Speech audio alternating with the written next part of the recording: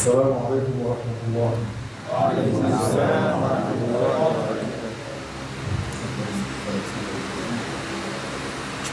الحمد لله رب العالمين، وصلى الله وسلم على سيدنا محمد طه الأمين. La louange est à Allah, le Seigneur du monde, et que Allah élève davantage l'élevé et l'âme du prophète Muhammad sallallahu alayhi wa sallam. On demande à Allah tabaraka wa ta'ala qui nous accorde la bonne intention et la bonne compréhension. نسأل الله تعالى أن يجعل جمعنا هذا مقبولا وتفرقنا من بعده مقبولا وأن لا يجعل فينا شقيا ولا محروما. وصلى الله وسلم على سيدنا محمد رسول الله.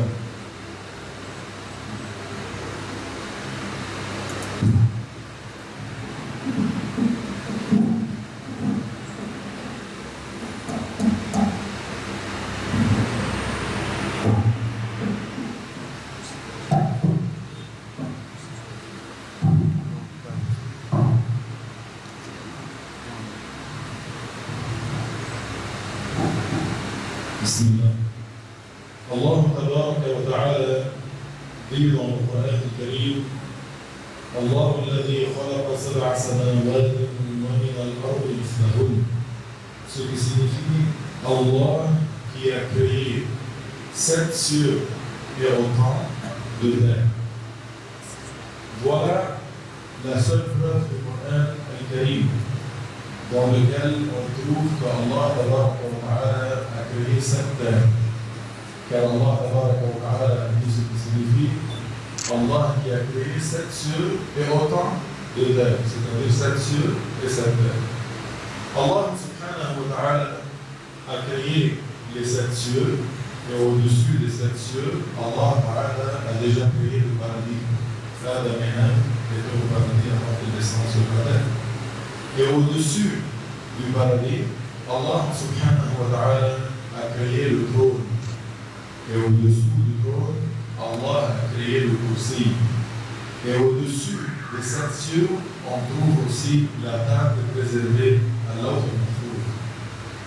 Et puis, au-dessous des 7 terres, au-dessous des 7 cieux, on a 7 terres. Et puis, au-dessous des 7 terres, il y a l'enfer. Allah a déjà créé l'enfer. Alors, il y a l'enfer en bas. Au-dessus de l'enfer, combien de terres il y en a? 7 terres. Et puis, on a le soleil, la lune, les planètes, les étoiles. Et au-dessus de cette terre, il y en a combien de cieux? 7 cieux. Au-dessus de 7 cieux, Allah a créé le paradis. Au-dessus du paradis se trouve le trône. Le trône est le toit du paradis. Au-dessous du trône, il y a le kursi. Et au-dessus des 7 cieux, on trouve aussi la table préservée qui est Allah al-Mahfouz. Les 7 cieux, chers frères en islam, Allah subhanahu wa ta'ala les a créés d'une forme énorme et gigantesque. Car l'épaisseur de chaque ciel, c'est la distance couverte dans 500 ans de marche. Alors, l'épaisseur de chaque ciel est de 500 ans de marche, et la distance entre chaque ciel est de 500 ans de marche aussi. Alors, le premier ciel, 500 ans de marche, entre le premier et le deuxième, 500 ans de marche, le deuxième, l'épaisseur du deuxième, 500 ans de marche, et ainsi de suite, jusqu'au 7e ciel. Alors, les cieux sont énormes. Et Allah subhanahu wa ta'ala a fait que ces cieux soient là où les anges habitent. Alors les anges habitent dans les cieux. Les anges, c'est une créature de Allah subhanahu wa ta'ala. Allah les a créés tous d'un seul coup. Car ils ne se reproduisent pas, et ils ne sont ni femmes ni hommes. Ils ne sont ni femelles ni mâles. Les anges sont créés de la lumière. Les anges ne sont pas des mâles ni de femelles. Ils ne mangent pas, ils ne dorment pas, ils ne se fatiguent pas, ils sont tous musulmans, ils sont tous des awliya Allah, et personne de parmi les anges fait aucun péché. Il n'y a personne parmi les anges qui fait un péché. Le meilleur parmi les anges, c'est Jibril. Et puis le deuxième meilleur, c'est Mikaïl, et puis Israfil, et puis Azraïl, l'ange de la mort, et puis les porteurs du trône. Les anges sont gigantesques et ils ont de différentes tailles et différentes formes. Ils ont des ailes et ils peuvent prendre la forme de l'être humain juste selon l'apparence. Ils n'auront pas des orifices inférieurs, postérieurs, antérieurs, car ils ne sont pas des vrais hommes. Selon l'apparence, ils peuvent prendre la forme des hommes, pas des femmes. Et aussi, ils ont des ailes. Jibril, quand il descendait chez le prophète, parfois il descendait sous la forme d'un homme. Comme c'est passé quand le prophète était sur la montagne de Jiyad à la Mecque. Pendant qu'il était sur la montagne de Jiyad à la Mecque, Jibril est venu sous la forme d'un homme. Et puis, Jibril a dit au prophète Muhammad, sallallahu alayhi wa sallam, est-ce que tu désires de me voir sous ma vraie forme? Alors Muhammad alayhi wa sallam a dit oui. Alors Jibril a pris sa forme réelle, alors il a bloqué l'horizon. Il a bloqué l'horizon. L'est, de l'est jusqu'à l'ouest, nord, sud, tout ça, c'était Jibril. Le cœur de notre prophète sallallahu alayhi wa sallam n'a pas pu supporter ce qu'il a vu. Alors il s'est évanoui. Alors Jibril a pris la forme de l'être humain et il a servi le prophète alayhi wa sallam jusqu'à qu'il s'est réveillé. Il lui a dit à Jibril, je ne savais pas qu'Allah subhanahu wa ta'ala t'a créé sous cette forme qui est gigantesque.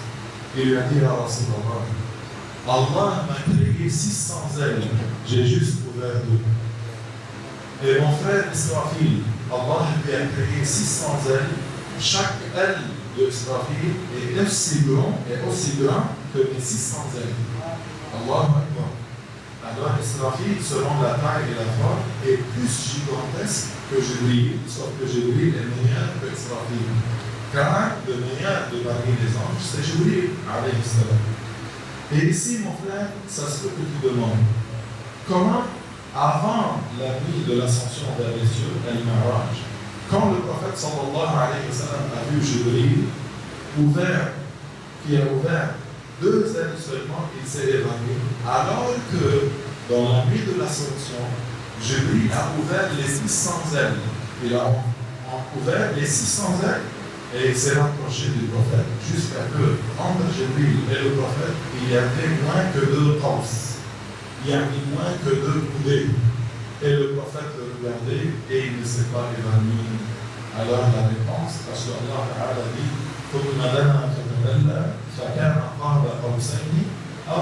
c'est-à-dire Jibril s'est rapproché du prophète en ouvrant les 600 ailes et le prophète regardait Jibril, malgré que Jibril était aussi proche du prophète, à peu près 1 mètre et même plus proche que 1 mètre. Alors la réponse, pourquoi le prophète sallallahu alayhi wa sallam ne s'est pas évanoui? Parce que dans la nuit de l'Isra et du Mi'raj, avant l'Isra, Jibril est venu à la maison de Hani, la sœur de Ali ibn Abi Talib. Le prophète dormait chez elle. Jibril a enlevé le toit de la maison, il a pris Muhammad sallallahu alayhi wa sallam à une place à côté de la Kaaba. Et puis, Jibril a ouvert au sens propre, pas au sens figuré, au sens propre, il a ouvert la poitrine du prophète alayhi salam, il a lavé son cœur et il a mis dans la poitrine du prophète alayhi salam quelque chose grâce à laquelle le prophète pourra supporter les merveilles qu'il va voir dans le monde céleste.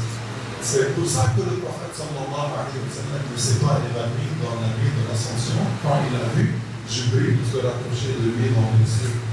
Et c'était la deuxième fois dans laquelle la poitrine du prophète Muhammad était ouverte.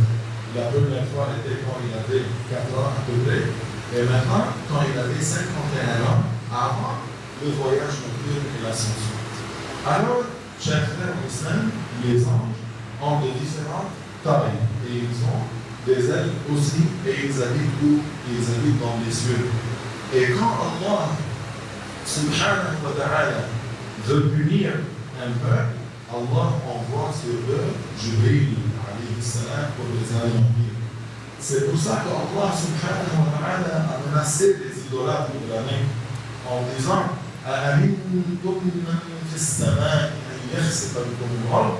c'est-à-dire vous ne craignez pas Jibril qui habite dans les cieux, qu'il ouvre la terre au-dessous de vous et la terre va vous avaler. Vous ne craignez pas Jibril qui habite dans les cieux. Alors les anges habitent dans le ciel. Et même les cieux, malgré qu'ils sont gigantesques, ils sont surchargés par les anges. Le prophète a dit en arabe Attat is-sama. Les cieux, Attat. Attat.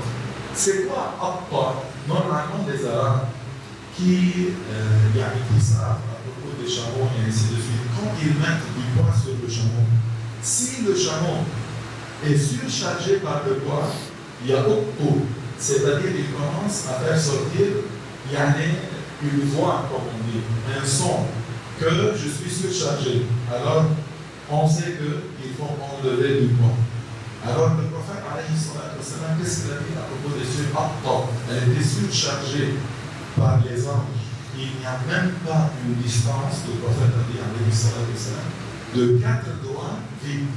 Il n'y a pas une distance de 4 doigts vides dans les cieux, sauf qu'il y a un ange, ou bien debout, ou bien qui fait le cours, ou bien qui fait le séjour. Alors les cieux sont surchargés par les anges.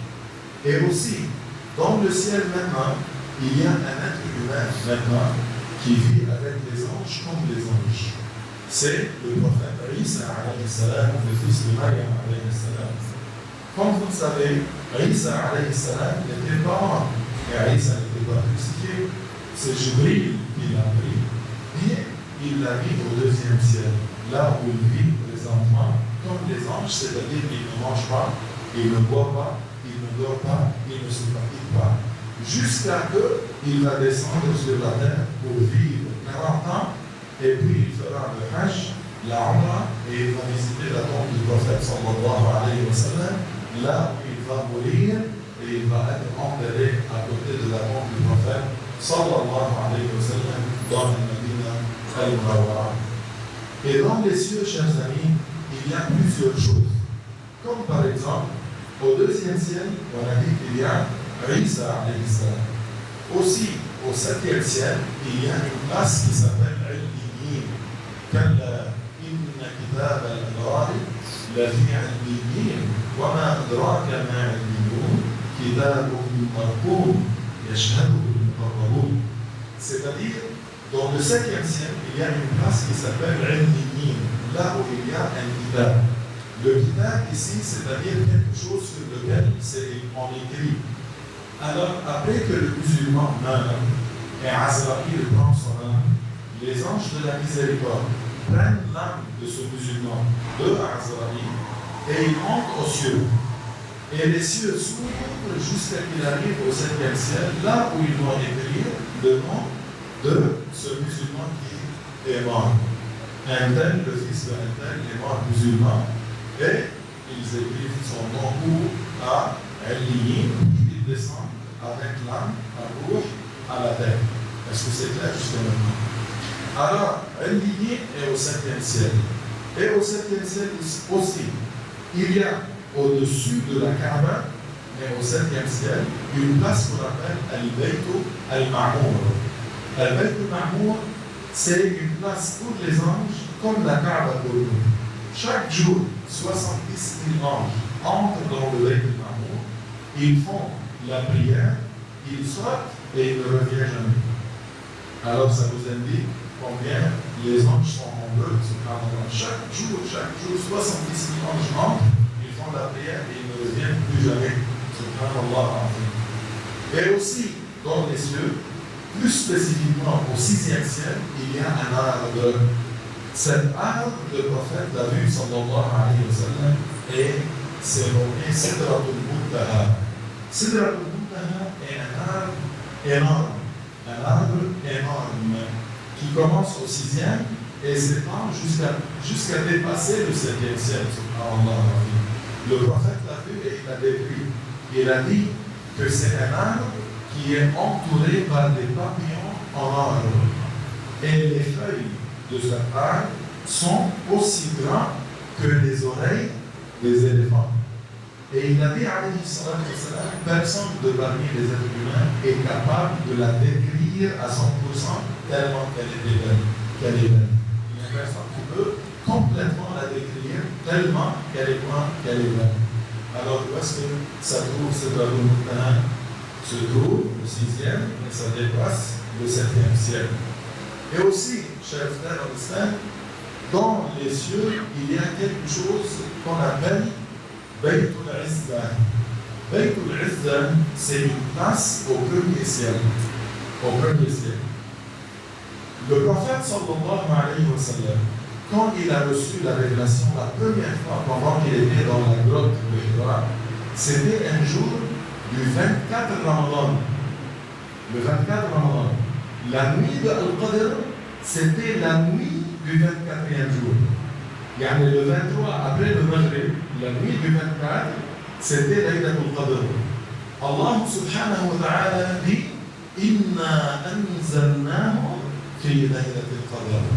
C'est-à-dire tout le Coran était descendu au premier ciel à Baytul Izza dans cette nuit qui s'appelle Laylatul Qadr. Allah a ordonné Jibril d'amener tout le Coran, tous les 114 sourates du Coran, de les amener de Lawh al-Mahfouz et les mettre tous dans Baytul Izza au premier ciel. Et après cela, selon les ordres de Allah subhanahu wa ta'ala, Jibril faisait descendre les versets sur le prophète alayhi salatu wassalam. Comme par exemple, le lendemain, c'est-à-dire le 24e jour de Ramadan, Jibril était ordonné par Allah de faire descendre les premiers 5 versets qui étaient révélés au prophète.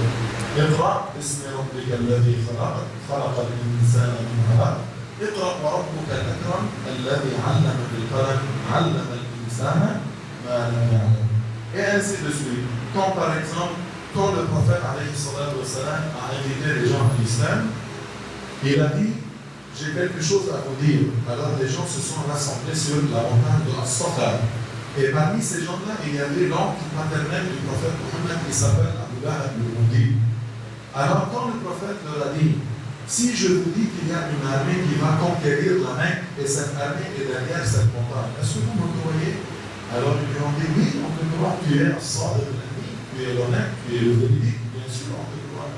Alors il leur a dit je suis le messager d'Allah, dites la ilaha illallah, Muhammad Rasulullah, vous allez être accordé, vous allez entrer au paradis.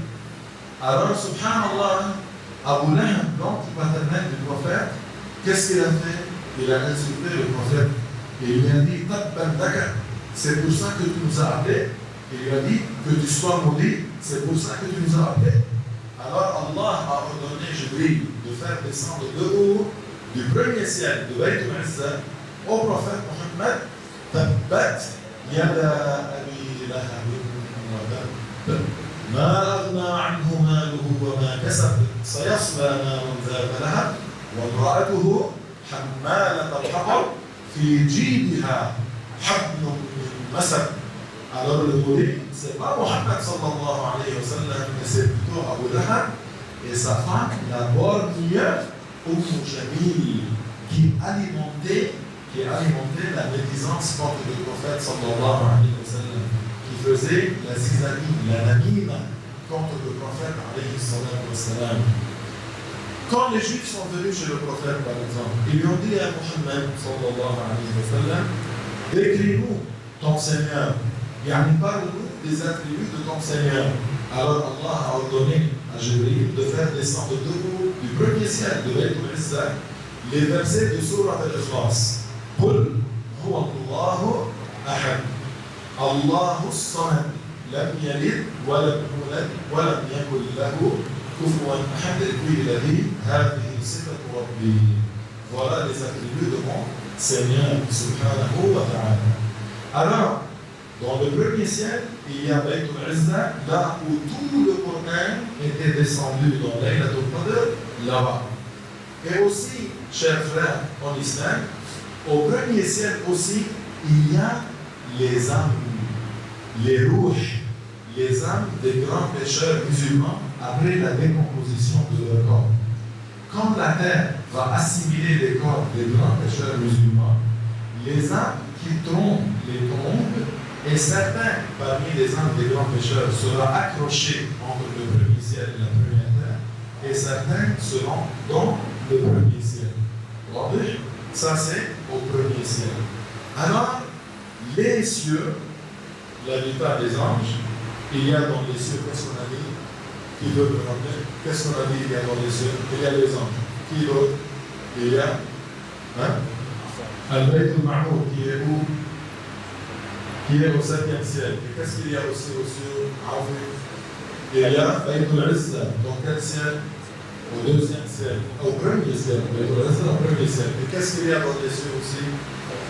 Sayyidina Isa, qui est dans quel ciel? Au 2e ciel. Et qu'est-ce qu'il y a au 6e ciel?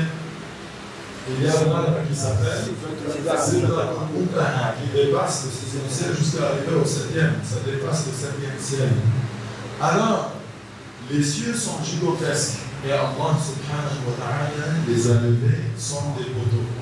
Dans lesquels, regardez cette mosquée, masha'Allah, combien de poteaux il y en a pour pouvoir lever le toit de la mosquée. Alors, imagine les cieux, ils sont là par la puissance de Allah subhanahu wa ta'ala qui est à la kulli shay'in qadir. Alors, au-dessus des 7 cieux, on a dit il y a le paradis. Et le paradis est déjà créé. Au-dessus du paradis, il y a le trône. Et le trône, chers frères en islam, c'est la plus grande créature physique que Allah a créée. Allah pouvait créer quelque chose qui est plus grand que le trône, mais Allah ne l'a pas fait. Le trône, chers frères, c'est une plateforme, c'est comme un lit pourvu de 4 poteaux, sur lesquels c'est écrit La ilaha illallah Muhammad Rasulullah sallallahu alayhi wa sallam. Et maintenant, il y en a 4 anges qui lèvent le trône. Le prophète les a vus et il a dit ce qui signifie Allah m'a donné la permission de vous décrire un parmi les 4 anges porteurs du trône. La distance entre de l'aube de l'oreille de cet ange jusqu'à son épaule, c'est une distance qui est de 700 ans de vol d'un oiseau qui vole à vive allure sans arrêt. Il y a un oiseau qui vole à vive allure a besoin de 700 ans de vol juste pour arriver de où jusqu'à où? Du lobe de l'oreille de cet ange jusqu'à son épaule. Alors imagine, de la tête au pied de cet ange, c'est quoi la distance? Et imagine, il y a maintenant 4 anges qui portent le trône, mais au jour du jugement dernier, ils seront combien d'anges? 8 anges qui vont porter le trône. Le trône, chers frères en islam, Allah l'a créé comme manifestation de sa puissance. Pour montrer sa puissance, Allah subhanahu wa ta'ala a créé le trône. Allah n'a pas besoin du trône. Allah dit dans le Coran, فَإِنَّ اللَّهَ c'est-à-dire Allah n'a besoin d'aucune de ces créatures. Parmi les créatures de Allah, les cieux. Parmi les créatures de Allah, le trône. Parmi les créatures de Allah, le paradis, l'enfer. Allah n'a pas besoin de sa créature. Allah existait avant le trône, sans trône. Allah existait avant les cieux, sans cieux. Et après qu'il les a créés, il ne change pas. Subhanahu wa ta'ala. Subhanahu alladhi yughayyir. Alors Allah ta'ala n'est pas assis sur le trône comme disent les juifs, pas les musulmans, pas Ahl Sunnah wal Jama'a. Les juifs disent Allah est un corps, mais ça c'est faux, car Allah Allah ne ressemble pas plus de ses créatures. Allah n'est pas un corps, Allah n'a pas une taille, Allah n'est pas long de taille ni court, Allah n'est pas gros ni maigre, Allah n'a pas de forme, il ne ressemble à aucune de ses créatures. Les juifs, pas les musulmans, disent que Allah est un corps et Allah a créé les cieux et les terres, ils disent dans 6 jours, et puis il s'est fatigué, alors il s'est reposé sur son dos, sur le trône de sa vie. Et ça c'est faux. Allah subhanahu wa ta'ala n'est pas attribué par la fatigue. Allah subhanahu wa ta'ala a créé les cieux et les terres, et Allah subhanahu wa ta'ala n'est pas attribué par la fatigue. Allah n'est pas assis sur le trône comme les juifs disent. Et Allah n'habite pas les cieux comme disent les chrétiens. Les chrétiens ils disent notre Père qui est dans les cieux. Ça c'est faux. Car Allah n'habite pas les cieux. Allah existait avant les cieux, sans les cieux, et après qu'il les a créés, ne change pas. Alors Allah n'habite pas les cieux, ni le trône. Alors pourquoi Allah a créé le trône? Pour montrer sa puissance. comme manifestation de sa puissance. Est-ce que c'est clair jusqu'à maintenant? Au-dessous du trône, chers frères, il y a un kursi. Le kursi, c'est ce qu'on met normalement au-dessous du grand trône. S'il y a un trône, normalement on met un kursi, qu'on appelle en français un piédestal. Mais ça n'a rien à faire que Allah a des pieds qui les met là-bas. Non. Allah n'a pas une tête ni des pieds. Allah ne ressemble à aucune chose. Le kursi, en français, s'appelle le piédestal. Vous avez compris? En arabe, ça s'appelle le kursi. Et Allah dit dans Surat al-Baqarah, verset 255, qui est connu par Ayat al-Kursi, Wasi'a kursiyyuhu as-samawati wal ard. Qu'est-ce que ça veut dire? Ça veut dire que le kursi est beaucoup plus grand que les 7 cieux et les terres. Même le prophète, dans le hadith de Ibn Hibban, rapporté par Ibn Hibban, qu'est-ce qu'il a dit? Écoutez bien. Notre prophète, sallallahu alayhi wa sallam, a dit que les cieux et les terres, par rapport au kursi, les cieux et les terres, par rapport au kursi, sont comme un anneau dans une terre déserte. Allah Akbar wa subhanallah. Et puis il a dit, le piédestal, c'est-à-dire le kursi lui-même, par rapport au trône, est aussi comme quoi, comme un anneau dans une terre déserte. Alors,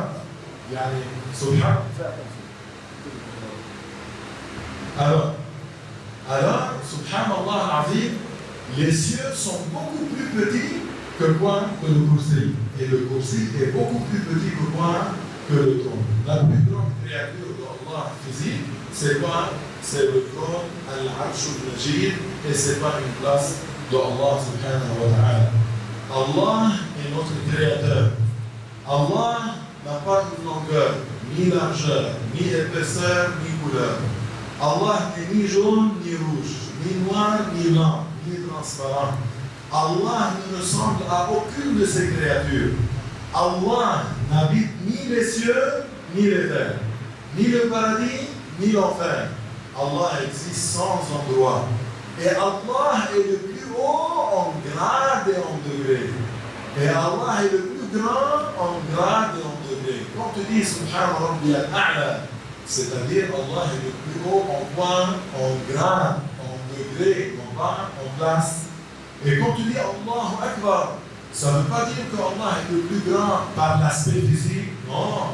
Allah Akbar, c'est-à-dire Allah est plus grand que toute autre chose selon le grade et le degré.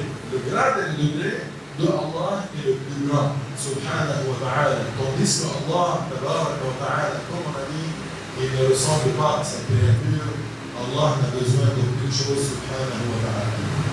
Alors que maintenant vous avez compris que, masha'Allah, le trône est la plus grande créature que Allah ta'ala a créée, maintenant c'est facile pour nous autres de savoir et de comprendre le verset équivoque qui était mentionné dans Surat Taha. Allah subhanahu wa ta'ala dit Ar-Rahman wa 'ala al-'arsh istawa. Alors écoutez bien, chers frères et chers frères en islam, Allah subhanahu wa ta'ala dit Ar-Rahman wa 'ala al-'arsh istawa. Si on regarde la signification du mot stawa dans le dictionnaire arabe, on trouve qu'il y a 15 significations pour le mot stawa, subhanallah. Sauf que on ne peut pas prendre tous les 15 significations. On prend juste la signification qui est digne de Dieu. Parmi les significations de stawa, qui n'est pas digne de Dieu, c'est quand tu dis par exemple, la nourriture est stawa dans le four. Istawa, la viande dans le four, c'est-à-dire elle est prête à manger. Ça, c'est pas la signification du Dieu. Istawa, par exemple, c'est mis debout. Quand le imam, par exemple, après le Ramadan, qu'est-ce qu'il dit? Istawu. Qu'est-ce que ça veut dire Istawu? Assoyez-vous? Non, c'est-à-dire mettez-vous debout comme il faut. Alors, voilà un autre sens qui n'est pas dit de Dieu. Istawa, qui a le sens et la signification de dominer. Oui, c'est digne d'Allah. Alors, Ar-Rahman wa 'ala al-'arsh istawa, c'est-à-dire, mon frère, Allah a dominé le trône. C'est-à-dire, Allah a contrôlé le trône. Ça se peut que tu me dis, Cheikh, Allah contrôle toutes choses. Allah istawa sur les êtres humains et les jeunes et les animaux et les terres et les cieux et les océans et les voitures et les trains et les avions. Allah istawa sur toutes choses, c'est-à-dire Allah domine toutes choses, Allah contrôle toutes choses. Alors c'est quoi la sagesse, ya Cheikh, que Allah a spécifié le trône dans ce verset? Alors maintenant qu'on comprend l'étendue du trône, alors c'est facile à comprendre pourquoi. Parce que le trône est la plus grande créature de Dieu selon l'aspect physique. Alors si Allah domine le trône, si Allah contrôle le trône, c'est Allah qui l'a contrôlé dans cette place. Allah qui n'a pas voulu pour le trône de tomber sur nous et casser tout ce qu'il y a au-dessous, n'est-ce pas? Qui l'a contrôlé là-bas? Allah. Qui l'a dominé? Allah. Alors si Allah contrôle la plus grande création qu'il a créée, à plus forte raison, Allah contrôle quoi? Toutes les autres créatures. C'est pour ça que Allah a dit Ar-Rahman wa ala al-Arsh istawa, malgré que Allah, Ar-Rahman, ala les êtres humains istawa, ala les terres istawa, ala les océans istawa, ala toutes choses istawa. Allah domine toutes choses. Mais Allah a spécifié le trône parce que le trône est la plus grande créature de Dieu. Comme par exemple, si je vous dis, je peux lever 100 kg, qu'est-ce que vous comprenez? Que je peux, à plus forte raison, lever tout poids qui est en bas de 100 kg.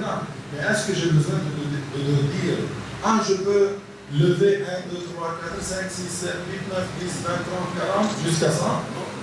C'est assez pour toi pour comprendre que je peux lever tout poids qui est en bas de 100 kg, que je te dis, je peux lever combien de kilos? 100 kg.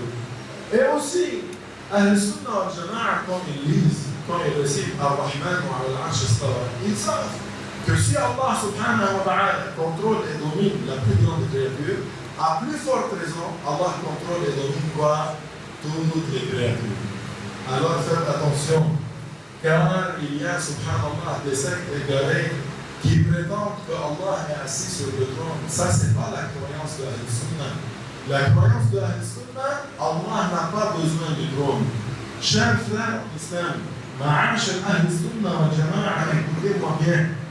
Allah a dit فَإِنَّ اللَّهَ غَنِيٌّ عَنِ الْعَالَمِينَ, c'est-à-dire Allah n'a pas besoin de la créature. S'il vous plaît maintenant, regardez ici, moi je suis assis sur le minbar, n'est-ce pas? Car j'ai besoin du minbar pour s'asseoir dessus, alors je ne suis pas Ghaniyun anhu. J'ai besoin du minbar parce que je suis assis dessus. Alors Allah Ta'ala dit Ghaniyun an al-alamin, n'a pas besoin de la créature. Celui qui est assis sur le trône, il aurait besoin du trône. Mais Allah n'a pas besoin de la créature. Est-ce que vous avez bien compris? Les Juifs disent Allah est assis sur le trône. Les chrétiens disent Allah habite les cieux. Les musulmans disent Allah existe sans endroit, subhanahu wa ta'ala, il est le plus haut en grade et en degré, et il est le plus grand en grade et en degré, subhanahu wa ta'ala. Et aussi, je vous dis quelque chose. Le trône, c'est écrit dessus, comme on a dit quoi, les deux témoignages. La ilaha illallah Muhammadun Rasulullah. Comment on a su? On a su ça d'après le hadith qui était rapporté par Al-Hakim dans le livre Al-Mustadrak. Écoutez-moi bien. Al-Hakim dit, rapporte, que le prophète sallallahu alayhi wa sallam a dit, quand Adam a commis le petit péché, Adam s'est repenti à Allah en disant, oh Allah, je te demande, par le haut grade de Muhammad, que tu me pardonnes. Sallallahu alayhi wa sallam, sallallahu alayhi wa sallam. Adam, il a demandé à Allah le pardon par le haut grade de qui? De Muhammad, sallallahu alayhi wa sallam. Yani Adam lui-même, faisait le tawassul par le prophète, sallallahu alayhi wa sallam. Alors Allah, qui sait toutes choses, a dit à Adam, comment tu as su à Muhammad, alors que je ne l'ai pas créé encore? Il a dit à Allah, parce que quand tu m'as créé, j'ai levé la tête et j'ai lu sur les poteaux du trône, La ilaha illallah Muhammad Rasulullah, alors j'ai su que tu n'as pas ajouté à ton nom, sauf ton bien-aimé, le nom de ton bien-aimé. Alors Allah dit ce que signifie, c'est vrai, Adam, j'étais. Parce que tu m'as demandé par le grade de Mohammed, je te pardonne. Sallallahu alayhi wa sallam. Alors, de ce hadith, on comprend, c'est halal, c'est bon de dire Allahumma, par le haut grade de Mohammed, accorde-moi des bénédictions. Allahumma, pour le haut grade, par le haut grade de Mohammed, sallallahu alayhi wa sallam, accorde-moi le paradis. Alors, faire le tawassul vers le prophète Mohammed, c'est quelque chose qui est halal. Notre prophète Mohammed, sallallahu alayhi wa sallam, est notre wasila. Et on demande à Allah, subhanahu wa ta'ala, qu'il nous accorde la shafa'a du prophète Mohammed, alayhi salatu wa salam, et qu'il nous accorde la ziyara du prophète Mohammed à Al-Madina, et que Allah, subhanahu wa ta'ala, nous rassemble sous la bannière de Mohammed, sallallahu alayhi wa sallam, au jour du jugement dernier. Et à l'occasion de Al-Mawlid, alors je vous souhaite une bonne fête. Et je vous souhaite de voir le prophète Mohammed sallallahu alayhi wa sallam dans vos rêves. Et de voir le prophète Mohammed sallallahu alayhi wa sallam à côté de son hawd avant d'entrer au paradis. Inna Allah ala kulli shay'in qadir.